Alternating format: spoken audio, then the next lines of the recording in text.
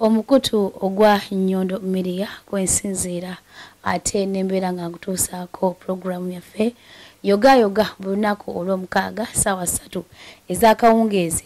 Eno wano mwana wattu nga nkuleetera abantu ab'enjawulo, ayinza okubeera omwami, ayinza okubeera omukyala, naye ng'abantu bano eno balina kye bakozeewo oba nga balina kye balagawo n'ogamba nti mwana wattu yoga ng'onaku olwaliro mu studio zaffe eza Nyondo Media tulese omukulu mwana mulenzi Lujja abasango manyinga CAVTON agenda okuba nga atuyanjulirako atubuuzeeko tutandikire ddala awo nga tubeesingira ku kigambo yoga kiba ki? Yoga kiva ku ki? Yoga kiringa omuntu wona akulisa omuntu ekintu kyabeera kivize oba ebintu like kongs. Congratulating someone. Yes. Okay, kati awo nkutegedde. Mu Luganda yoga. Kati onkulisa ki mukwano? Munange n'obulamu nsobola okukulisa mukwano. Bameka abafudde. Yoga ng'okyali mulamu. Bangi. Terya yoga nga mufu. Alhamdulillah. Omusiraamu wagamba. Ogamba otya Nyondo? Munange sikamba. Obulamu. Obulamu. Baba kasimayira ke kizigo kikola. Nkalaba kaskini keeko. Era ndoza masa onja kukinoonya ntwaleko, ntwalireko tubbi wange, ntwalireko mikwano gyange emiwale e Kampala, mpeeko ttono oyo. Kiri Uganda. Nayo branch. Watu wemenya kujja no mu UAE. Kifuna ddala eyo Uganda. Kintu ng'okyambusizza. Dubai, Sharjah, mwina wao Abu Dhabi, Amri Queen. Bagamba ki? Balungi. Muri bulungi ebyaddala. Alhamdulillah. Amina.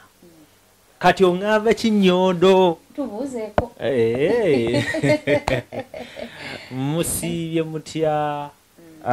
Mwasuze mutya? Bigenze bitya?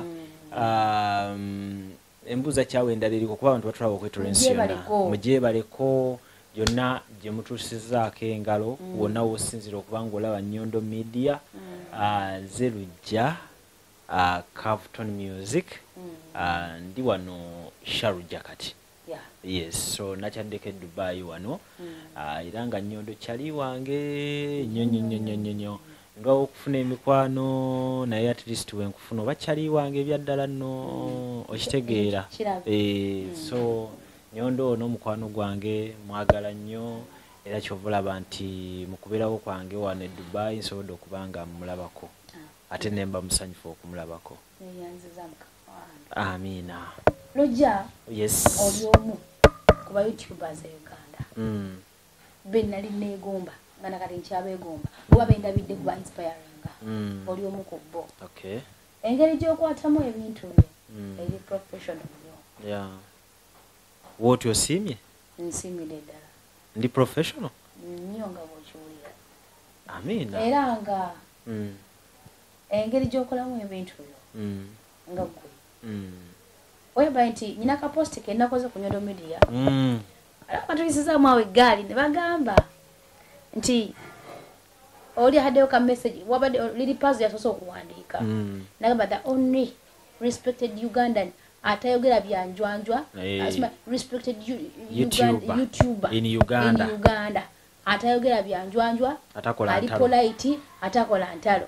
Mwine ngambo omuntu ngamba tusabudde liri pazi respect kyakabinyo muganda wange si yeka nensangayo negundi endale comments endala nga zoogera ekintu kyekitya nga kifaanagana kyekimu exactly nga kiringa nti baali bakopooli nga balinga abakopi naye nga ate buli mwana gyakikoze eki gyakirese mu kwongera okukikakasa.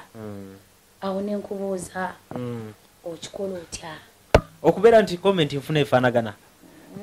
Sijja kugamba nti nina okumanya ku comments ezo zifaanagana naye ekyo nkiza eri abo abalaba byenkola okubeera nti balina okumanya kwekumu onfuna bulungi nti nga naye wookeera nange wenkeera ffenna ne tuweereza eggwanga kale ate bwe tumala okuweereza tukirekerawo bye tuweereza bo kutubuulira oba okuditamininga nti Lujja akoze atya Nyondo akoze atya so kati bwe baba nga bonna basobola okuyimirira mu ddoboozi eryawamu ne bagamba nti Lujja oli professional oba ne bagamba nti Lujja oli humble oba ne bagamba nti Lujja takola ntalo oba ne bagamba nti Lujja respecting abantu to me kyebaliza Katonda era ne nebaza n'abo abanzikiririzaamu kubanga Nyondo just know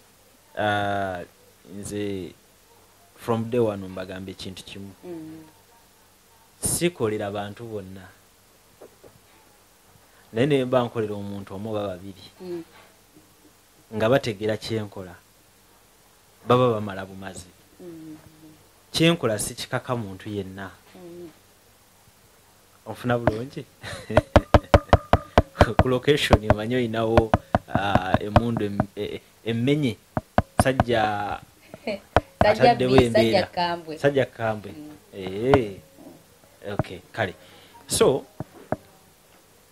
wemba nkola nga bwe nkutegeezezza njagala Nyondo omanye kyenkola nga nkuwadde ekyo kyenkola saagala kusibako kyenkola tola kukinsibako nze nyina ogwange gwa kukola gwe Nyondo yawule ogambe nti Lujja kyanguza mpitawo oba siitawo wotayitawo si musango era sirina lwaki nkunenya okitegeera ekintu ekyo naye ate woomanya kyenkola it is okay kati gwe ntegedde omu oba babiri onfuna bulungi so nze wenti wendi kyova olaba nza njagala nza nfolowinga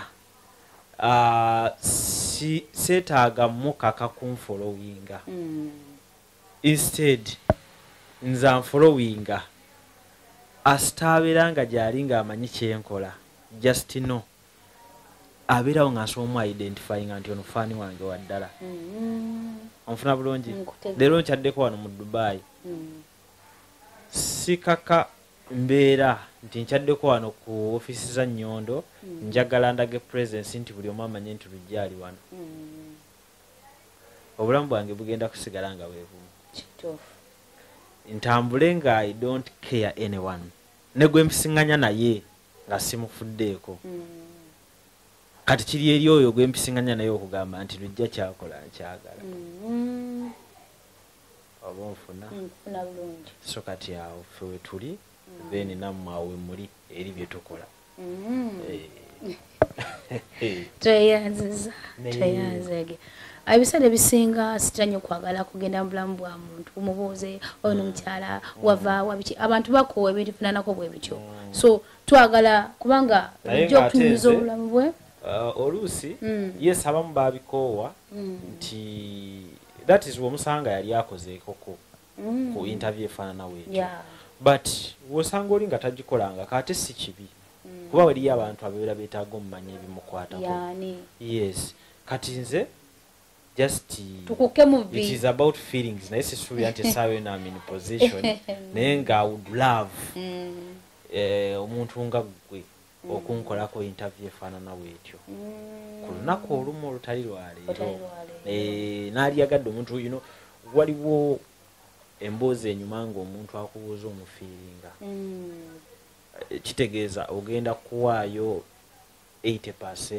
90% kwebyo byaba yagala okumanya n'abo abakola bye baagala okumanya okitegeera so sinakolako interview esobola kujjayo kifaananyi kituufu ku nze naye nsaba inshallah Katonda anabakkiriza lwaki tunafuna muntu gw'ofiiringa ndigikola tunafuna muntu gw'ofiiringa kati olwaleero gwe nkufiiringa naye kati budde bwe butukutte si nti butukutte as such naye g'ogyewulira okugiyingiramu ogyewulira tugikube muwulire okay olala nga bw'ogambye naye nga abagoberezi baffe aba Nyondo Media njagala mbajjukize nti ate programu eteekebwamu ensimbi aba Nyondo Glim bano bakola ekizigo ekiyoyota olususu naye nga abantu bano tebeerusa wabula bakola ekizigo ekyannakyo okuleka n'oyagala okulayitiningamuuko toba na bunnako nga bwondaba oba olabika bulungi nnyo toba na skin rashes toba na kintu kyonna skin ebeera ng'eri clear so togenda kusooka genda kwekolako ka makeup ng'obadde ofunye omugenyi nga bw'oli bw'obeera n'olw'ensonga eyo enamba kweze ku screen banoonyeeko ate obeere ng'ojjanjaba Nyondo Gleam. Nyondo Gleam. Okay. Gleam kibeera ki? Gleam, it is something like shining. Yes. Kiva mu glitter. Glitter. Yeah. Oh. Exactly. Ekimasama sekinyirira. Kyakayaka. Yeah, exactly. Gamba okiriranya zaabu. Ontegedde. Gleam. Okay. Lujja ntera okulaba ba YouTubers e Uganda. Yes. Batanyo kuŋŋaana besigenda kumenya. Ne bakuŋŋaana ne bakola issues bogerako ne bakuŋŋaana naye sikulabangako na YouTuber nga mukuŋŋaanye. Oba bate okuŋŋaana sitya kulaba mu mubbo. Ndwaki? Omanyi Kampala awo makyazwa ne wamu obudde bugenda nnyo naye ne Kampala awo obudde buzibuzibu ate nze naawe ffenna tukimanyi ekintu ky'okuŋŋaanya abantu si kyangu oluusi oyinza n'okuŋŋaanya abantu ku mukologo n'ab'omu nju yo oba ab'oluganda lwaba bali cross ne wabayo amiisinga ku lw'ensonga ezitali zimu oba endala okitegeera so bw'oba tonnandaba manyi ojja kundaba one time that is nga byonna byonna ebitwetolodde bitufevalinga okuba nga nfeaturinga kuweza enkuŋŋaana ezimu z'oyogerako naye ng'ate era wakati mu mbeera enkuŋŋaana teziba mbi. Yes. Bwe ntunulira content ali ku CAVTON music actually nga sinabatuukawo awo CAVTON nina gundi zindaba companies ez'enjawulo taba CAVTON music. No. Is it CAVTON YouTube channel? Yeah. Is it? No. In the CAVTON Media. CAVTON music UG. Yeah. Basically awo tuli. Nga byobuzaabuzamu. Byobuzaabuza ate bitya? CAVTON music UG, CAVTON Media. So zanjawulo. Zezimu. Zezimu. Ziweleza ebintu byebimu at the same time. Content yakyukamu. As per now. Naye ngera bisigala biri ku mulamwa gwe gumu. CAVTON Media erimu of current affairs ate era tutagetinga nnyo audience eyo ey'oluzungu abaali yagadde okumanya ki ekitambula mu nsi yaabwe mu mawulire ng'abagafuna mu version ey'oluzungu okitegeera. Then CAVTON music of course nayo yakigudde waani yabitambula naye ng'ate yekikola mu version ya entertainment ate ng'ekola mu lulimi Oluganda matches n'Oluzungu lunaku olumu oba olulala tusobola olumikisingamu.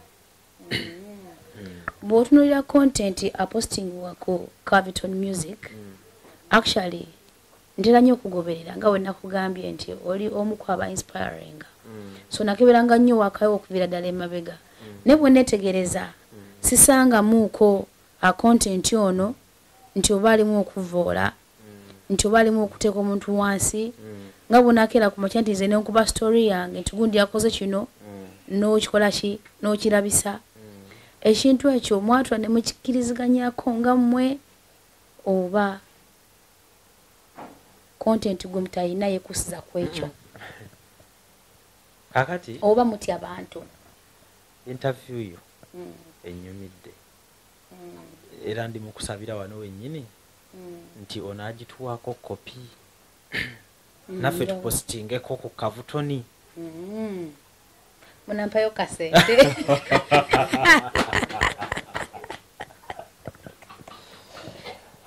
Kubanga ebyaddala wow olina ebibuuzo ebirungi ddala byesitalinaako mukisa nti oba naafunayo version y'omuntu omulala asobola okubuuza ebintu nga bino naye nga kyenyinza kyokka okusaba on a serious note nti singa kisoboka at a later stage so okuteesa Tony n'omugamba kakopi osobola okukakutwalako party wet oba osobola okukakozesaako mu maaso eyo nga nze maze okukakozesa of your interest webale nnyo kakati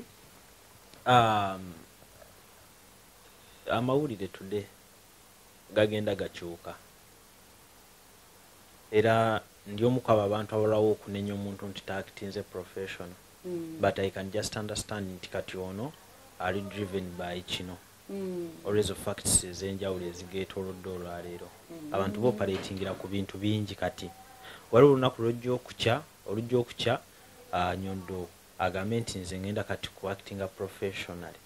Mukyagenda oku-executing olunaku olwo mu mawulire ge. Then wabeerewo omulala nga ye agamba nze I'm going to excite the public because nayo trend eriwo okitegeera ate nga naye tojja kumunenya bw'okisanga nze aba akitegeera okitegeera.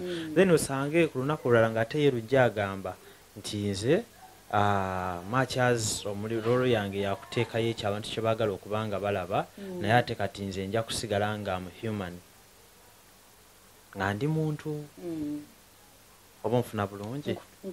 So kati it is by choice go okugamba nti kati olwaleero ngenda kukola ntya.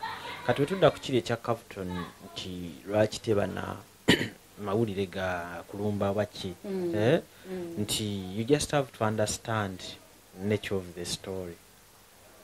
N'olaba kyegattako, n'olaba kyetoolako, n'olaba impact yaayo mu mbeera zonna ezigyetoolodde, then n'okyuzinga n'ogamba nti kangende n'eno. Onfuna bulungi kubanga mu mbeera emu oba endala waliyo olunaku lw'osobola okukeera n'olaba nti emboozi gwe tolina kigendererwa kirumba muntu yenna, naye ate ku sayidi emu oba endala ng'ate waliyo ye alabanga gw'olumbye ge mawulire ago nno. Lwakuba nti kyenja okusimbako essira ebyaddala waliyo oluusi amawulire geŋŋamba nti ago gagende gatuleke kagayite bannange bangi ne bagakola nange nenganyumirwa nga ngalabira ku sayidi zaabwe eyo endala corners endala eyo naye nga tegali ku ki ku CAVTON music. Okitegeera matches nsobola okubeerawo nga naye ngamba numbers biki kuba tuoperatinga ku numbers ng'olaba abasajja baziina abakyala abaziina biki byonna baziina n'ogamba naye okitegeera. Then ekyokulala waliyo ekintu kyolabira ddala mu mawulire nga matches ogenda kukikola nga ggwe nga tolinaamu interest yonna oba yakunyigiriza muntu oba ki, naye nga naawe wennyini okiraba nti kigenda kuvaayo nga ggwe alina obuzibu ku muntu oyo. Ofuna bulungi. Nze nsobola okubreakinga story ne mmala okugiteekayo neetuukayo ne bagitegeera ne ŋŋamba kati eno story ewerekerwa sayidi ndala ebadde mu picture. Kati buli sayidi eno endala weerwayo esobola okundirenga okuddamu okugoberera sayidi emu. Okitegeera so ate buli sayidi eno gyoyongera okukoma okulwayo esobola okunforcinga okuddamu okugenda sayidi eno. Onfuna bulungi. So kiddayo ku kiri kye nakugambye kati gojja okuntegeera nti Lujja ebigendererwa bye si byakulumba muntu yenna yenna, naye aba alina kyaggusa mu mulimu gwe. Onfuna bulungi oba nkuzizeemu bulungi nti gwojja kuntegeera n'omulala antegeere because mumanyi kyenkola ne kyendi. Kati then mwebyo byenkugambira mwe muli ajja okugamba nti Lujja oyo simutegedde. Onfuna nsobola okukeera case in point ne ŋŋamba nti Ashbaga Kato ngenda muwa interview n'ayogera kyayagala okwogerako, but mu audience waliyo abamu abatakkiriziganya naye ne byayogedde. Kati oluusi omusalaba ne gudda ku Lujja kati oyo mukolere ki? Onfunye? Yes, manye ekibuuzo kyo kirina we kyabadde naye byengasse byonna birina ansa ku kibuuzo ekyo n'ofuna ansa emu nga ntuufu. Nkumenyedde ekikyo ky'osobola okukeera n'olowooza nti Lujja akikukolera nga takoze lutalo, ne nkugirayo n'onaasookera ku makya nalowooza nti Lujja akoledde mu lutalo. Onfuna bulungi naye nga end result yakuddamu kiri lwaki saagala ntalo. awe tuli toyanziza okizeemu bulungi Lujja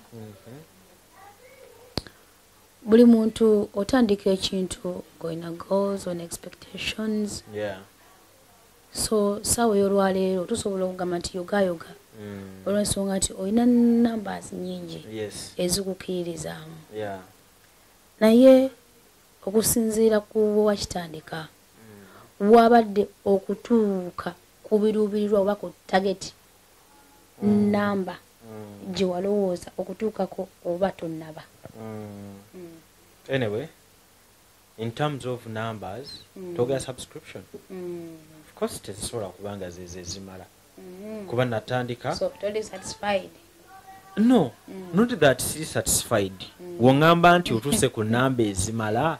Mba nkulimbye okugamba nti zezo kubanga njagala oddeyo ojjukire nti kya neetandika kuliko omuntu omu ne bafuuka 2 100 100 okitegeera kati woyingira emitwalo 20 kitegeeza bw'oba wali ng'olaba gimala wali ku 100 kuba buli omu kyayasooka okubeera ekiruubirirwa kye afuna 10 ne wakitayimu lwaki togamba nti wamala okuba olwedde kati ogenda kufuna ebisookerwako okubeera monetized onfuna kati sina nyinza kugambira nti ne kwa 2 gye gimala naye nja kugamba ekintu kimu nti neebaza Katonda nti awo wetuli essaawa eno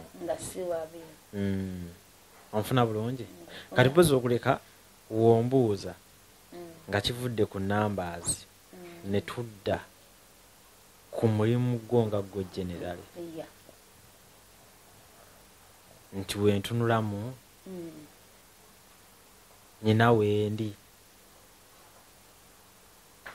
of course now wagenda to what extent ekisookera ddala wesiteebaza mba muli az'amaanyi onfuna bulungi neebaza okuviira ddala ku Katonda ne neebaza emikwano ne neebaza abawagizi ne neebaza famire onfuna bulungi bonna ez'empagi ezikola byenkola ki byenkola support kweva okitegeera kakati munnange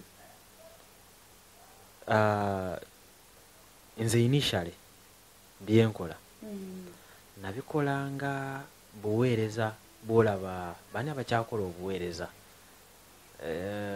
babeera bafaatha abasumba bukyali buweereza anyway abasumba bafaatha nga wolaba kale n'abasomesa abamu naddala bali mu government schools kuba ku misala gye bafuna n'embeera gye bakoleramu abamu wabanga akyasobola okusigala nga akeera omuwa credit okitegeera aba yasalawo okukola buki buweereza onfuna bulungi so natandikira mu kifaananyi weekityo kya buweereza era njagala okubuulira kino tinze mu buweereza Katonda andaze ku byamagero anti omuweereza otuuka nga tokyayina biruubirirwa bikola bintu nti njagala kuba biliyoniya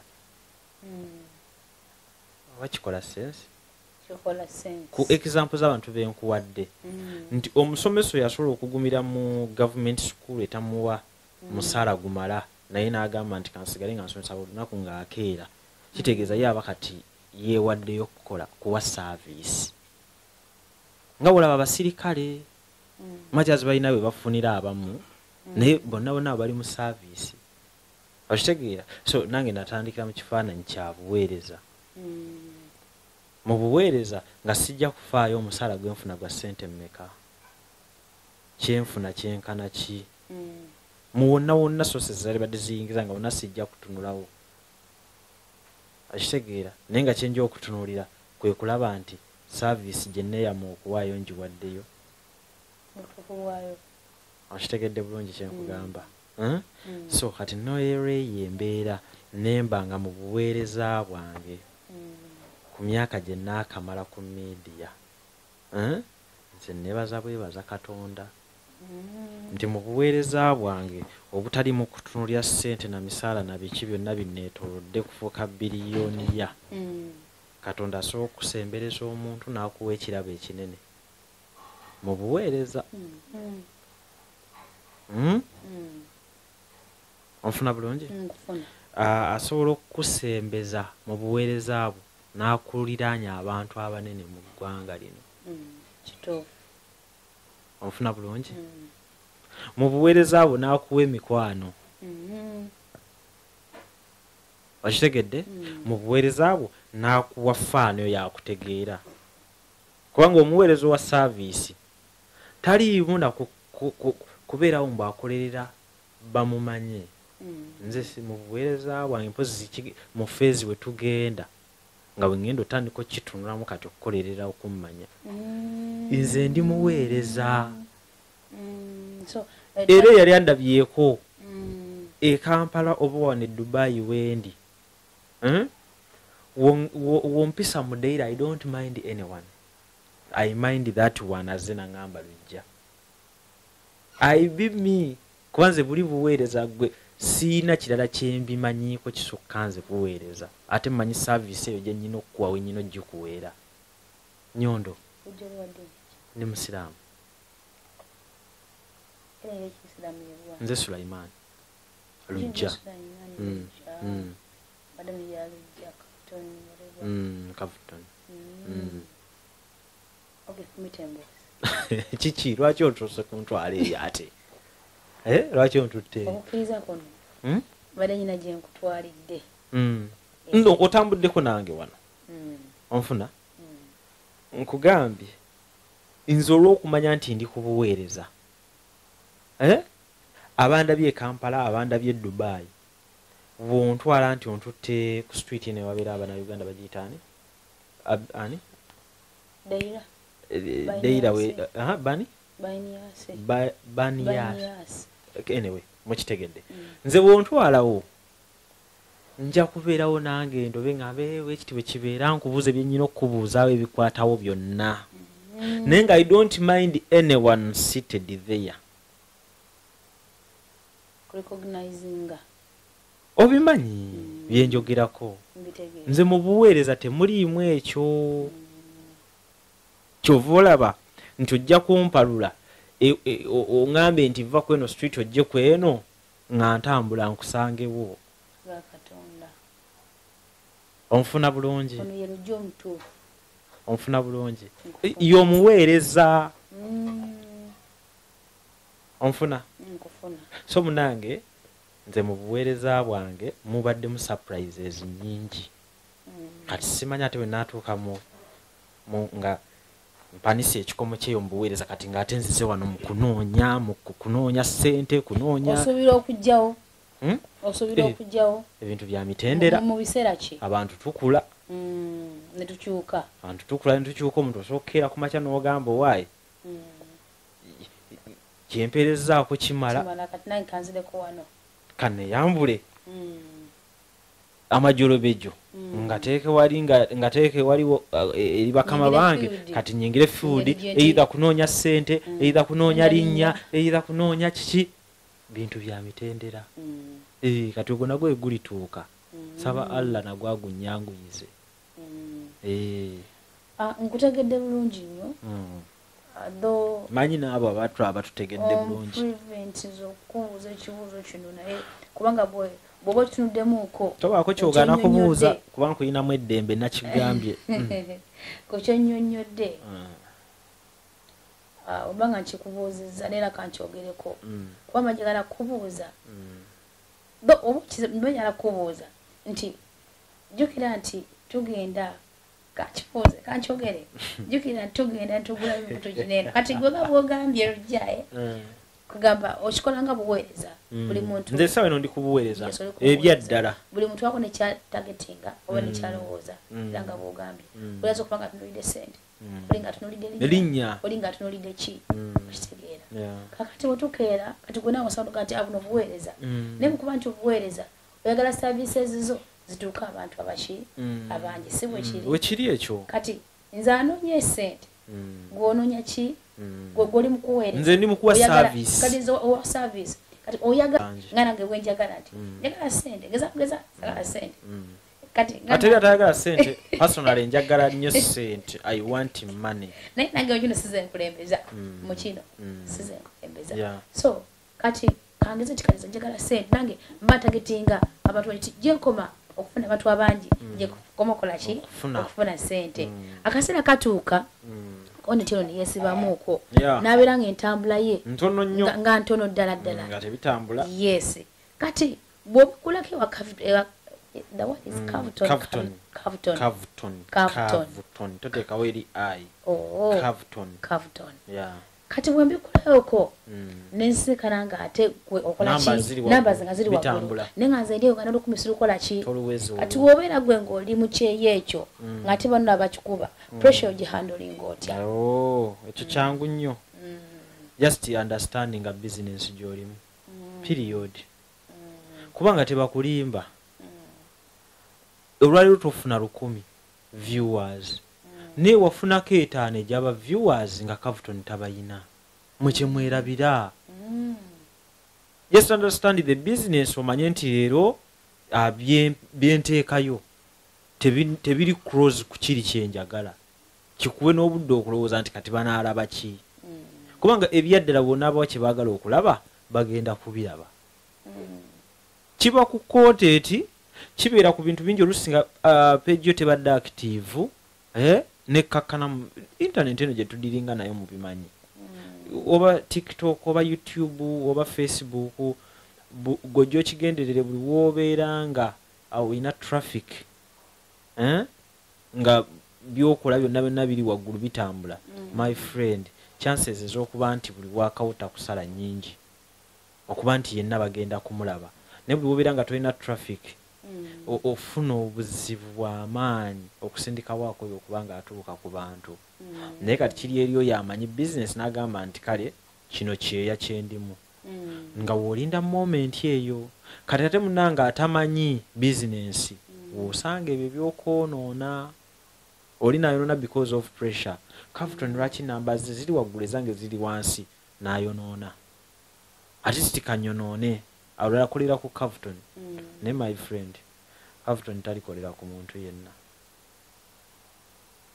teri kukolera ku muntu yenna buli omu agobe gugwe kuba nkugambye ebigendererwa abyange ongobe gwange okitegeera I understand tulina abakwano baffe bangi betusoose mu bino byetukola naffe tulina abatusookawo abatusupportinga so wano wennyini we tuli ndi mumativu nti tulina betuyambyeko naffe naffe tulina abatuyambako tulina betuyambyeko kiva kuki twamanya bizinensi nti kana akatale kaliko ebyobusuubuzi bingi buli omu yamanyi waafunira gwera obadde okimanyi nti waliwo abantu nga tebakyalya ku AdSense nga takyalya ku zino zeze muyita views nga ye alya ku sente ndala nnyo wabbali eyo nga ye yamanyi we yeeyiya n'afuna obadde okimanyi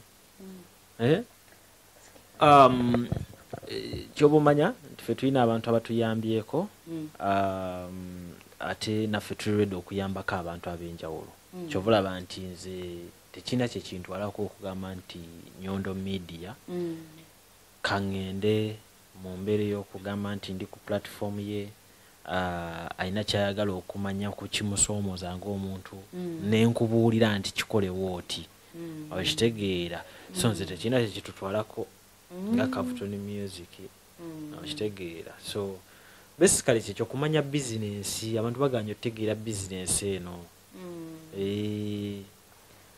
Lujja views wezigaana teriba ddogo nti waliwo akuyodde ebigere naye nawulirako nti mumanyi okukwatamu nezambuka neno byatuukayo mukwatamu nezambuka era nyinawe yanganangayavazete yagala views ekwambuka nti genda tukwatemu bambi sole temukwatamu teri akwatamu naawe ngaakwatamu kuki ngaakwatamu kuki ngera we yakwatamu ng'atandika ngera we yakwatamu muleme kulimba mitwe gyammwe naawe Lujja oli wagamba nti oli content waliwo yagamba nti nyina akati ngotambula nako tikaleeta views kati bagundi akati lwemba sikoze bulungi nange kaba kalazeebwa kuba kaba kalina kukuba sawa bina wobeera n'ekyokulwanisa kyo yebeera emmundu emmenye ebeera zeewa kati munaye abantu tebababuzaabuza abantu tebabafuula abawumba tuutu okitegeera ekintu kyogamba actually manager Tone yali ate emabega wa camera nenga ate support gyenkugambye from CAVTON music naye alaga nti naye Emboozi emunyumidde nnyo anaatera okudda maaso gaayo kubanga ye ataginyudde n'okusinga gwakoze eyakati eyo giraba eyo batera kugikasukaawo ne bagikasuka n'agirisiivinga ati n'agiwoza ye wamala okugiwoza ng'agirinnyako akitegeera kati nze ngenda okujja ate nsanga biyise so yalwanagana nayo manager Tone nga bakasukira paasi yagenda okutuuka gy'oli nga yawoze nga yemaze okumubabula naye ate bakutuukira ku nze tomanya oluusi eyinza okubabulababula awo n'enkyamusa naye byebyo kitegeeza awo mba nkuwadde ekifaananyi ky'omuntu kituufu Tone gobadde obuusa wente wembigamba naye oli mugezigezi si kyakuba nti ndi mugezi but kyentegeeza nti Tone ye muntu asobola okwandolinga ensonga mu mbeera enzikakkamu ekitali kya buli omu kyembadde ntegeeza mu ekyo oyambadde nkutegedde taswayingambye oli mugezigezi naye oluusi tomanya nze bwe kiba kijjidde gye ndi kiyinza kuba kitya yokera tuli bantu CAVTON ebintu bingi bisobola okwogerako olunaku ne lukya ne buziba olw'obuvune bwakadde kankomekereze n'ekintu kino kyo nga tekigenze mu gundi kyeba twogerako ennyo CAVTON ndi mukyala mufumbo naye oli muvubuka mulungi olabika bulungi amiina ngezeemu wamma n'okugejja ogeze namu bangamba nfunye ettama ofunye ettama manyi si mububi ogezeemu ne bafaani bakiŋŋamba mikwano gyange gikiŋŋamba kituufu naye eri agayitayita mu nkuubo mbu kiki oli mukyala mufumbo no just nkyogeddeko bwe ngamba nti olabika bulungi olinza ogamba nti yegombe musajja w'abantu era bagenda kutandikako Nyondo amazima googerwako naye kibuzi kyange okiva we wano oba okwewunya kwange lwaki toli mufumbo oba lwaki tulaga ku girlfriend at least tulabako tugamba mbu naakolaki kubanga olaba abalala tulaba abantu baabwe nogate gundi nti kyalawo gundi nti oli girlfriend naye gwe kandibanga olimu embeera ekibeera nowe kyemmanyi kiri kimu nkola bulungi sisitimu yange ekola bulungi omusayi gutambula ekyo kyekisooka okitegeera ekyokubiri omu lwaki ababuzaabuza nti bonna balaga abantu baabwe gweoyo omu gwolaba oyo kale ababiri boolaba kyogamba tuli babiri fekka tuli bataano fekka abasajja abakola byenkola tuli babiri oba tuli bataano bonna omanya abantu baabwe no it is by choice tebakulimba it is by choice amwe bagamba munda bagira mu kutu baba bali ku damage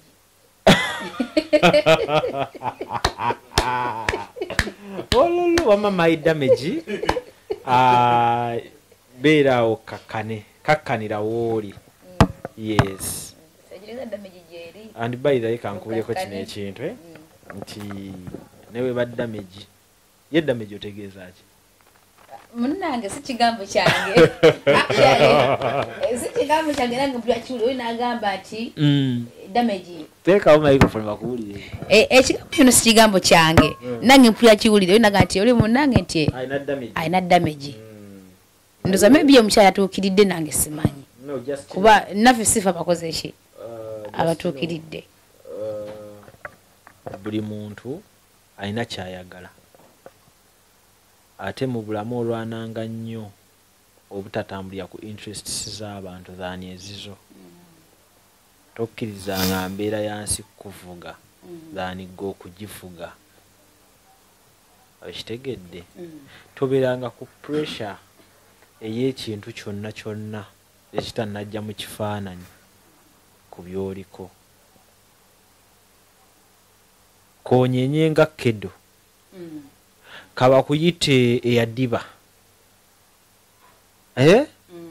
kaba kuyite buli kika kyalinnya lyonna gwe azironga ng'omanyi nti kyoliko kyekituufu please sigala muleeniyo otherwise wane Dubai wane abaana bavuga emmotoka speed bajja kutomera Kampala ku express bakutomedde okitegeera yes njagala Katonda wabakkiriza nange nkeere ngambe nti omukolo ngukoze nyondaze tonaze mikwano gyange weegiri okitegeera omukolo gubeere successful era tubeere omwami n'omukyala abali mu bufumbo obutukuvu nange ekyo nalisabye Katonda akikkirize akinsobozese okitegeera naye ate temunkaka kukola kye mwagala kukola kuba naye mbabuliddeko akatono ku kye naaliyagadde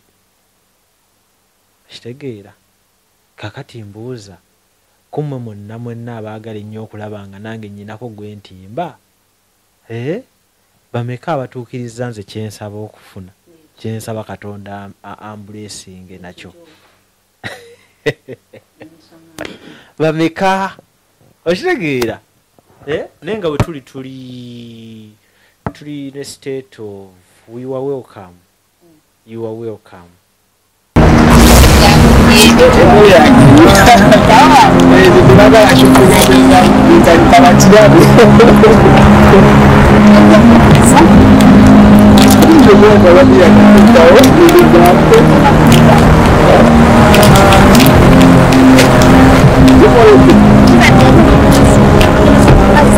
tambudde olunaku olwaleero olwa obufunda bwa kadde nga bwe bagambye katukome awo naye oba oli awo nate era omukolo nga Nyondo Media ali Kampala gwe batuusaako live and direct naye nga for now I'm on search for a beautiful lady yagala mukyala nga muwanvu lwaki byo tokyogera tugeze mu kunoonya nga tumaliriza Lujja anoonya era gy'oli eyo wuliriza nnyo obanga bino byayogera obirina ojjako owangulidde omusajja mukyala omuwanvu nga mutono nga nsobola okukusitula nga nsobola okukusitula wensi abaana ne bakola ki omutono gwe nsobola okusitula nga oli light skin ng'oli muwanvu nga oli mukkiriza that is mu ddiini ey'obusiraamu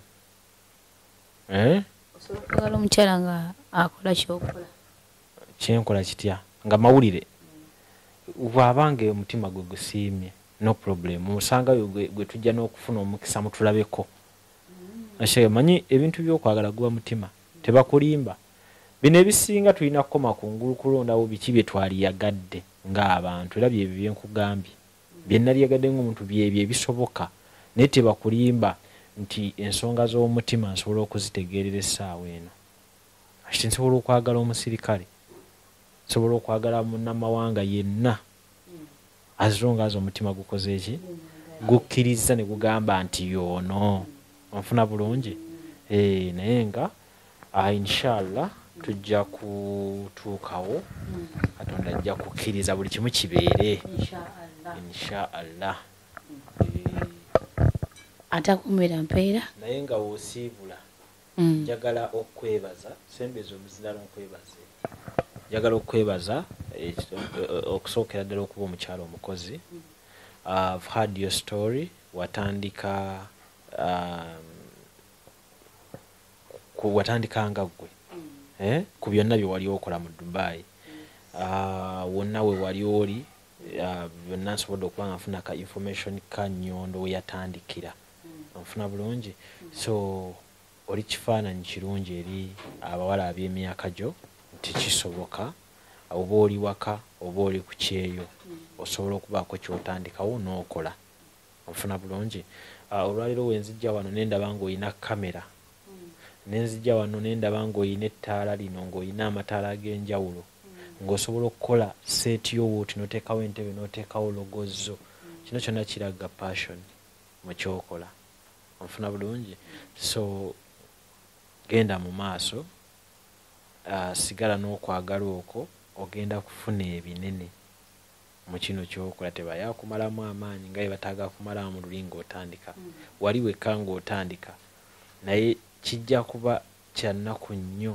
okuba nti ate mu dda wano we tuli wojja okukkiriza omuntu omulala okukutegeerera si kibi okwebuuza naye sigala nga ggwe bwongo obuli emabega wa kino kye watandika tewamala kuneebuuza kugamba nti weetaaga seeti weeti anfuna bulungi tewamala kwebuuza ku muntu yenna nti sente ze wagulamu kamera wali osobola zigulamu akaviiri ak'ebbeeyi n'engoye ez'akabi bawala banno bakulabe nti gwaliko anfuna bulungi naye byonna wasobola okuba nga obikola ki ng'obikola so yongera kukola kontenti omukutu we guyimirirramukko si enkomerero nga bwe wali nga teguliiwo kitwale nti kati otandise bupya ddamu osindike waaka manya akatibako sindika abantu bagenda kubeera nga tebakola ki bakugoberera kanteeke n'eddoboozi ku kizigo kyo kino ekya Nyondo Glim 100% pure nakyo tekyerusa kikola kitya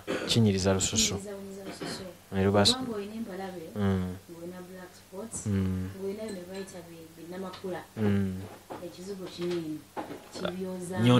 Nyondo Glim kye kizigo kiri ku market kyosobola okuba nga ate onoonya Nyondo Media simanye namba z'essimu zikola otya okuba nga bakufuna kweziri ku screen nobeera nga ate omunoonyaako n'akuwa ekizigo ekigenda okukuma olususu nga lulungi personally ngenda kutwalako ntwalireko ne batubbi bange yes in fact nga wensaba okukola omukolo gw'embaga oba obufumbo obutukuvu saba Allah nsobozese beere nga abakyala bange bano oba basatu nga nsobola bonna babeezaawo yampa obusobozi obutuuka ku eri eddaala mbe n'abakazi bana oba basatu inshallah kumata kumira mpeera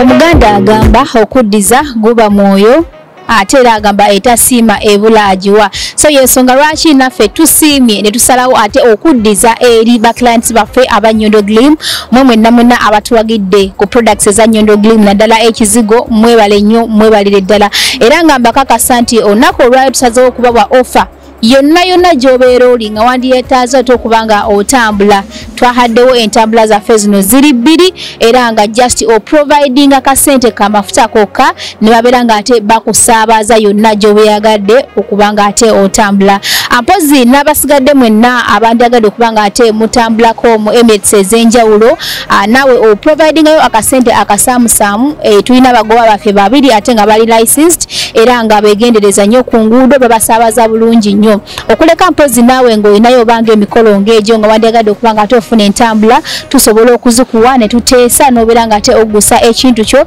obanga ne badreva bamu beetaagiddemu nabo n'obeera nga ate okola nabo bannange tweyanze nnyo tweyanze era nga tubasuubiza nti ngaffe aba Nyondo Glim era n'omwezi ogujja tugenda kwongerako ate entambula ey'okusatu kwegamba tubeere nga tugonza ku ntambula zammwe naye okusingira ddala abaana abatuwagidde ku Nyondo Glim mbakakasa nti just wandikako erinnya lyo oba oli Abu Dhabi oba oli Amlu Queen oba oli Sharjah oba oli Fujairah kyakako erinnya lyo nti nze Nyondo Rozet Nyondo Glim buli mwana yenna eyatuwagiddeko nkuyina mu kitabo era driver wananzi ajja nantuukirira nja kukeberamu oba nga ddala kituufu mwoli bajja kujja bakulu ne bakusaabaze yonna gy'oba yagadde okuba nga okola ki kwotambulira era nga twongera okubakoola mwenna abahanda bakuwagira Nyondo Glam mujje mubere nga ate mugula products ez'enjawulo. Tuyina emmere yonna okuva e Uganda, tuyina products zonna zino ez'abaami ez'omu buliri n'ez'abakyala okwetereeza era nga n'ekizigo kyaffe kirungi nnyo tetwerusa wabula ngwegadde lightening tuteekako gwenagala okulabika obulungi okufaananako ngaffe oba n'okutusingako yita ku namba y'essimu 0524680778 ate obeerenga ofuna ekizigo olabike bulungi. Banaye nange neeyongera okubeebaza amwe bali tusapootinga banaye tuli basanyufu nnyo bagamba etasiima ibula akolaki agiwa ebintu by'entambula tubigonzezaamu banaye Mukama batuweere omukisa gwe wenna akozesa Nyondo Glam tojjanga okwo.